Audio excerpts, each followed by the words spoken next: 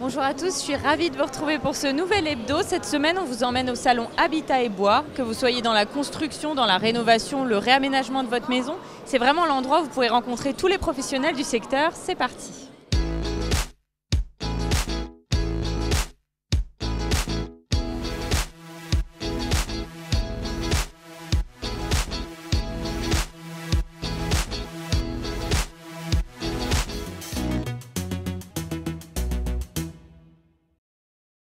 Nous sommes au salon Habitat et Bois, je suis avec Xavier Desindes, bonjour. Bonjour. Je rappelle que vous êtes organisateur de ce salon qui existe depuis maintenant 42 ans, ça y est. Depuis 1980, effectivement. Ça commence à faire un petit moment. Hein. Ah oui. Il y a combien d'exposants cette année alors? 260. 260, donc toujours un petit peu toutes les professions représentées Oui, du bâtiment, le bois particulièrement, hein, c'est votre credo. Absolument, c'est notre créneau, c'est vraiment l'ADN de ce salon. Et finalement, c'est le plus grand salon dédié au bois de C'est France. national, absolument. Ouais. Aujourd'hui, on est le premier salon de France en termes de constructeurs bois. Ce que je veux dire par là, c'est qu'on a 14 constructeurs différents et on a la palette globale de tous les procédés constructifs bois et c'est unique dans le pays. Donc l'intérêt, c'est de venir, voilà, si on a un projet, on vient, on a tous les intervenants à portée de main, on ne sillonne pas tout le département. C'est ça, on gagne du temps. Exactement. On sait qu'on est dans un contexte sanitaire qui est toujours un peu difficile. Le pass sanitaire est demandé à l'entrée, mais il y a aussi tout un dispositif qui a été mis en place pour faciliter absolument, tout ça. les services de l'État nous ont donné un sacré coup de main pour le coup. Nous avons la protection civile qui est là pendant toute la durée du salon pour proposer des tests antigéniques gratuits à destination du public qui veut venir au salon s'il n'est pas vacciné ou en cours de vaccination. Et ainsi que pour les exposants. Donc on a vraiment eu un bon partenariat avec les services de la préfecture des Vosges. Et pour parler de la thématique de cette année, c'est dédié à, ça s'appelle En amont de la filière bois, c'est ça? Donc à quoi il faut s'attendre? Alors il faut s'attendre à un salon plus vert, c'est-à-dire plus forestier on va dire, puisque aujourd'hui à travers deux actions particulières, on travaille plus particulièrement l'amont de la filière bois. On fait une belle opération citoyenne, c'est une opération de reforestation. On l'a fait en partenariat avec la coopérative forestière de l'Est et puis le label Bois de France. On a symboliquement une table en bois dans laquelle on peut planter des arbres en bois. Ouais. Et en plantant ces arbres en bois et moyennant 3 €, on va de manière tout à fait concrète participer à la reforestation d'une parcelle forestière à Épinal de 2 hectares qui en fait a été fortement scolytée et qui nécessite un reboisement. Donc voilà, le salon sert à ça et les visiteurs comme les exposants peuvent de manière tout à fait concrète planter cet arbre en bois pour participer à la reforestation. Ça c'est la première chose. Et la deuxième, c'est un partenariat qu'on a avec l'ONEF depuis longtemps, mais qui a vraiment mis le paquet cette année pour goûter la forêt, présenter ce qui est fait en termes de transformation du bois, notamment avec l'atelier du bois de Xertini, qui fait aujourd'hui du mobilier contemporain qui est vraiment chouette. Le côté goûter la forêt, c'est mettre finalement un petit peu la gastronomie en avant. Il y a un partenariat avec la fédération de chasse, hein, c'est ça? Absolument.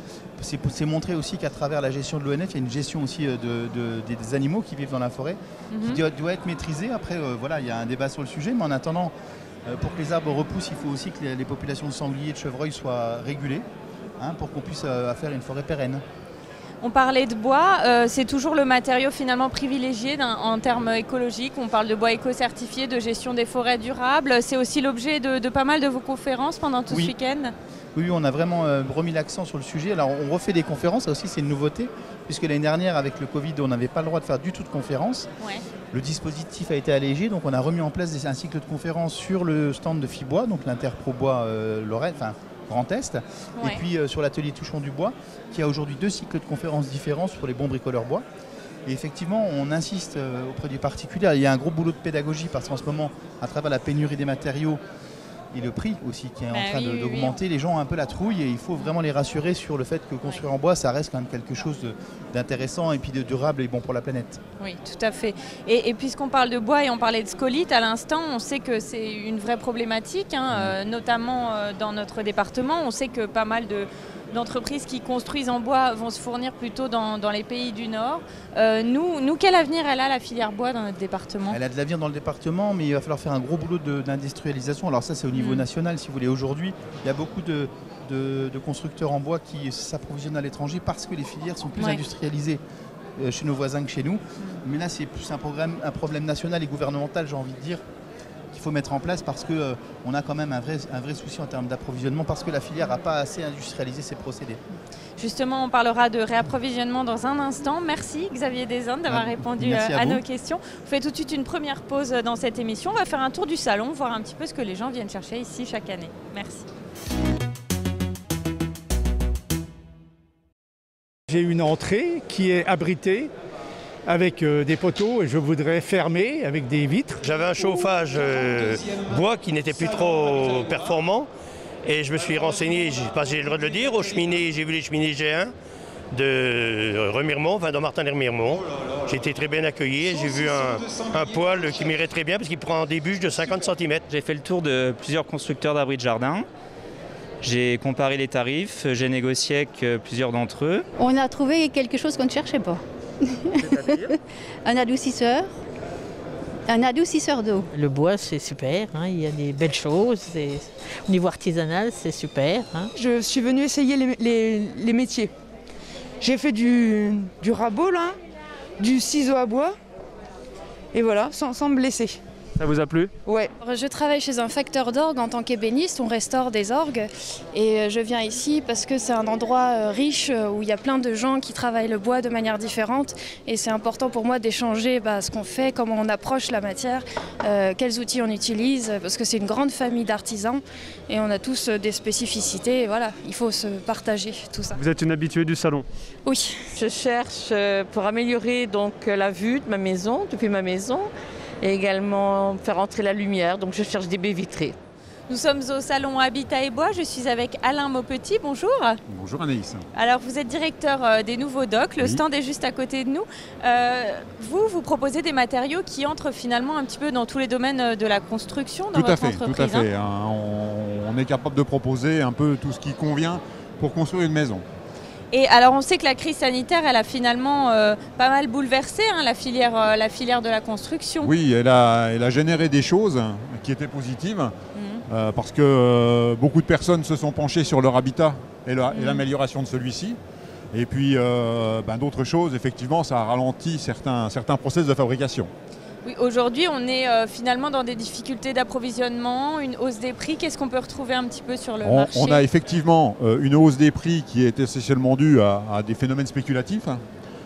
Ces phénomènes spéculatifs sont aussi dus à une rareté de la matière. Le bois, par exemple, est une matière qu'on a un peu de mal à trouver en ce moment. Donc effectivement, ça génère un petit peu de hausse de prix, enfin un petit peu... jusqu'à 60% des fois, donc c'est assez remarquable. Mais ça génère aussi un manque cruel, dans certains cas, de matière. Et là, c'est... de matières premières, donc. C'est un petit peu embêtant, quoi. Qu'est-ce qui explique ça, finalement? C'est que le fait que tout se soit arrêté pendant la crise ou c'est la demande qui a tellement augmenté? Il y a des effets conjoints.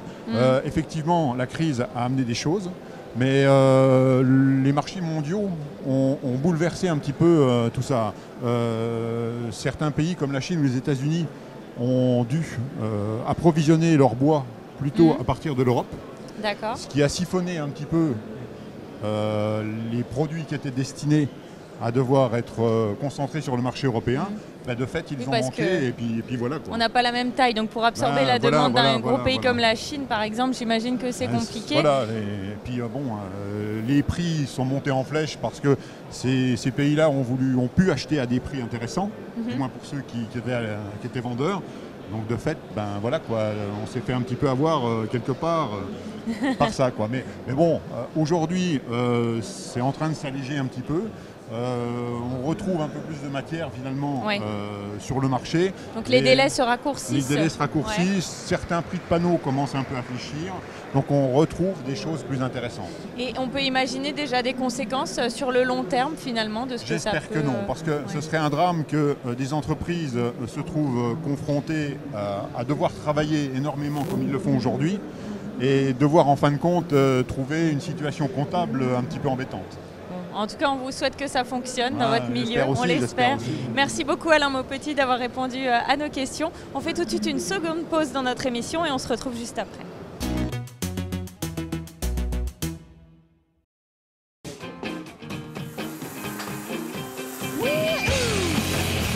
Découvrir les palettes du Loup, c'est entrer dans une tanière inédite, celle que Mathieu Tisserand s'est choisie pour sa reconversion professionnelle.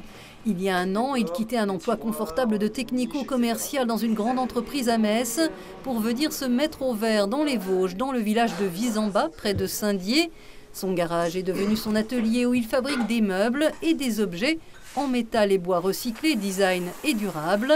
Un retour aux sources pour ce bricoleur passionné qui possédait un CAP de menuisier et en autodidacte, a auprès d'un ami ferronnier appris la soudure. C'était viscéral, c'est le besoin de faire quelque chose d'écologique, de plus écologique, de revenir aussi à des sensations manuelles et du coup c'était le but de revenir à quelque chose de plus artisanal en fait. Et comme le loup, son animal fétiche, Mathieu Tisserand a retrouvé sa liberté, celle de créer. Dans un esprit éco-responsable, il décide de recycler de simples palettes. Seule condition, ne retenir que le bois aux normes européennes non traitées, donc non toxiques. Des palettes vouées à la destruction, insignifiantes en apparence. Voilà une palette qui a bien vécu. Quand elle va être poncée, toute cette bande noire va ressortir plus fortement. Les clous qui sont un petit peu rouillés vont être repolis également. Donc on a vraiment pour chaque lame de palette un dessin différent en fait. L'artisan chine aussi de vieux casiers métalliques lors de fermeture d'usine. De ses mains ensuite, il sublime le bois et le métal.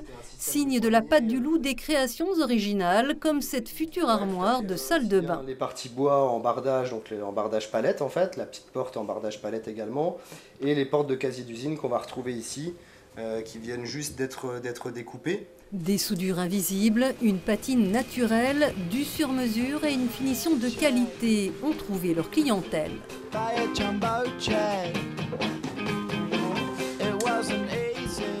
C'est vraiment une pièce unique à chaque fois. Même si on a des petites séries sur les lampes, on n'aura jamais la même lampe en fait. Via les réseaux et le bouche à oreille, Mathieu Tisserand s'est fait connaître, parfois bien au-delà de la région, chez des particuliers ou pour la décoration de boutiques notamment. Un succès qui pousse les Palettes du Loup à vide d'espace, à installer prochainement son atelier et un showroom sur Saint-Dié-des-Vosges. Nous sommes de retour au salon Habitat et Bois. Je suis avec Rabia Selmouni. Bonjour. Bonjour. Alors vous êtes responsable marketing chez BLB Bois. C'est ça, donc un magazine qui est spécialisé dans le travail sur bois, c'est ça? C'est ça, tout à fait. Donc nous en fait on est une maison d'édition, donc BLB Bois, qui avons plus de 30 ans d'existence. Et donc cette maison d'édition propose à la fois donc des magazines, donc 3 magazines en l'occurrence, plus également des livres qui aident les amateurs dans le travail du bois. Donc la philosophie de BLB Bois, c'est que c'est des amateurs qui parlent à d'autres amateurs. Et donc en fait depuis plus de 30 ans on prodigue des conseils, des astuces, et également sur notre plateforme aussi donc blbbois.com où justement tous les passionnés du bois peuvent nous retrouver pour avoir des conseils et des astuces. Donc l'idée c'est qu'on peut fabriquer un petit peu finalement tout ce qu'on veut. J'ai vu par exemple un magazine dédié à la construction de son bateau en bois. On peut vraiment tout faire. Tout à fait. On a énormément d'amateurs qui nous ont soufflé l'idée en nous disant qu'ils avaient le rêve de construire leur bateau. Et nous en fait on a travaillé d'arrache-pied donc avec des professionnels pour concevoir ce livre qui vous guide pas à pas dans la construction de votre propre bateau en bois. J'imagine qu'il faut quand même être plutôt équipé en fonction de ce qu'on décide d'entreprendre, bien sûr, chez soi, sur le travail du bois, en étant un amateur. Tout à fait. Après, on a en effet pas mal de passionnés qui sont plus qu'équipés, qui justement se passionnent et ont divers outils, que ce soit des outils à main ou des machines à disposition, et font leur propre atelier eux-mêmes. Et ont besoin justement de BLB Bois pour pouvoir se documenter et comprendre comment faire au mieux donc, leur création. Il semblerait que pendant le premier confinement notamment, il y a eu un véritable engouement pour le travail du bois. Qu'est-ce que vous avez constaté? Tout à fait. On s'est rendu compte que durant toute la période de confinement, on avait énormément de nouveaux amateurs du travail du bois et du bricolage qui ont consacré donc énormément de temps à travailler le bois eux-mêmes, à faire des créations, à retaper des meubles, à faire énormément de choses grâce à la matière bois, qui est de plus en plus tendance en fait. Et justement, on a eu un fort engouement de nouveaux amateurs qui nous suivent à travers le site, à travers également nos livres et nos magazines disponibles par abonnement. Et c'est vrai que là, il y a une tendance très marquée dans le travail du bois. On s'en rend compte d'ailleurs, hein, il y a pas mal de spectateurs là, par exemple pour un atelier. Vous faites aussi des formations, si je ne dis pas de bêtises. C'est ça, tout à fait. Donc on a des partenaires amateurs, experts dans leur domaine, qui proposent des formations. Donc on propose des formations en e-learning, donc directement disponibles sur le site BLB Bois, où chaque passionné du bois peut suivre des formations en ligne, à distance. Donc ça peut être sur des logiciels pour concevoir des meubles en bois. Ça peut être également aussi sur des outils comme la défonceuse, ça peut être des techniques de menuiserie aussi. Et l'idée c'est de se rendre donc, sur le site BLB Bois et de pouvoir justement profiter de ces formations en ligne où chaque passionné peut suivre pas à pas des cours directement à distance, donc de chez soi tranquillement. Très bien. Rappelez-nous, on peut trouver votre magazine? Alors, on est disponible en kiosque, donc dans tous les bons libraires, vous pouvez trouver donc, le magazine Le Bouvet, Tournage sur bois et Bois Plus. Ou alors également, vous pouvez aller sur notre site donc BLB Bois, où on est extrêmement présent sur la toile, où vous pouvez acheter nos magazines ou alors vous les procurer sous format abonnement. C'est ce que font beaucoup d'amateurs, où derrière ils peuvent s'abonner et recevoir chez eux tranquillement leur magazine. Très bien, merci beaucoup Rabia Salmouni d'avoir répondu à nos questions. On regarde tout de suite les infos de la semaine.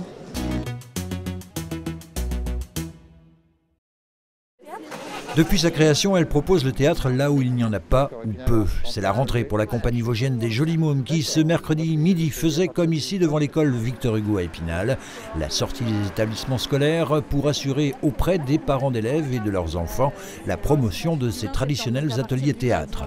Que ce soit dans la Cité des Images, à Arches, à Chantraine, Golbet ou Sanché, c'est la reprise à compter du 20 septembre avec une trentaine d'ateliers sur le département et des séances gratuites et encadrées. Renseignements complémentaires sur le site de la compagnie. Ce portrait daté de 1750 ne présente sans doute pas une valeur picturale inestimable, mais est l'aboutissement d'une histoire qui mérite d'être racontée, comme ce fut le cas ce mardi dans les grands salons de l'hôtel de ville d'Épinal. Il représente Élisabeth Christine de Frolois, comtesse de Ludre, chanoinesse de l'insigne chapitre des Dames nobles d'Épinal. La toile a été repérée il y a quelques années dans une chambre d'un hôtel à Aix-en-Provence par un client spinalien qui l'a signalé à l'association des Amis des Musées et de la BMI de la Cité des Images. Elle a fini récemment par en faire l'acquisition et a déboursé plus de 2 000 € dans l'achat, la restauration du tableau dont elle a fait don à la municipalité qui va l'exposer au musée du chapitre. Dame Elisabeth revient donc au bercail. On referme ces quelques infos de la semaine par un des événements culturels du week-end, la fête des images, 6e du nom, qui s'est ouverte jeudi soir et se referme ce samedi soir dans les rues du chef-lieu. Vous avez donc encore la possibilité, à partir de 20h30, de profiter des créations visuelles des différents artistes invités. Et voilà, l'hebdo, c'est terminé pour aujourd'hui. Merci beaucoup de nous avoir suivis. On se retrouve la semaine prochaine. Sachez que le salon Habitat et Bois, c'est jusqu'à lundi. Si vous avez encore besoin d'y faire un tour, n'hésitez pas. À très bientôt.